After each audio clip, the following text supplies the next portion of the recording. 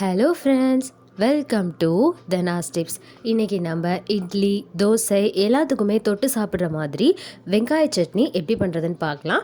இந்த வெங்காய சட்னி செய்கிறதுக்கு தேவையான பொருட்கள்: சின்ன வெங்காயம் 100 கிராம், பச்சை மிளகாய் 7, கடலைப்பருப்பு 1 ஸ்பூன், உளுத்தம்பருப்பு 2 ஸ்பூன், கடுகு 1 ஸ்பூன், பெருங்காயம் பெரிய துண்டு, புளி சிறிதளவு, கருவேப்பிலை 1 கொத்து, உப்பு தேவையான அளவு, எண்ணெய்.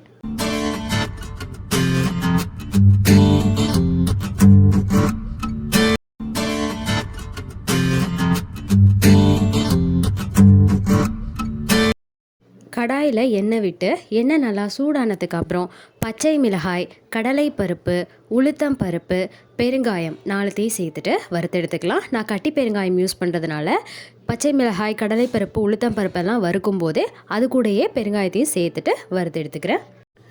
இப்போ இது நல்லா செவந்து வறுப்பட்டு வாசனை வர ஆரம்பிக்கும். அது வரைக்கும் இதை நம்ம வறுக்கணும். வறுத்து முடிச்சாச்சு. மிளகாய் நல்லா வறுப்பட்டிருக்கு. உளுந்து, கடலைப்பருப்பெல்லாம் கலர் சேஞ்ச் ஆகியிருக்கு. இப்போ இதை ஒரு பிளேட்க்கு மாற்றிட்டு ஆற வச்சு எடுத்துக்கலாம்.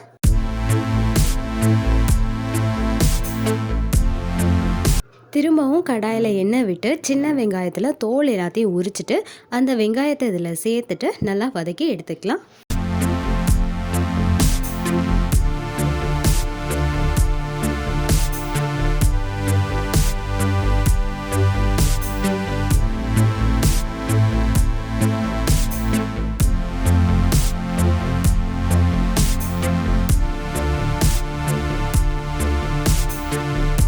சின்ன வெங்காயம் எல்லாமே நல்லா வதங்கிருச்சு.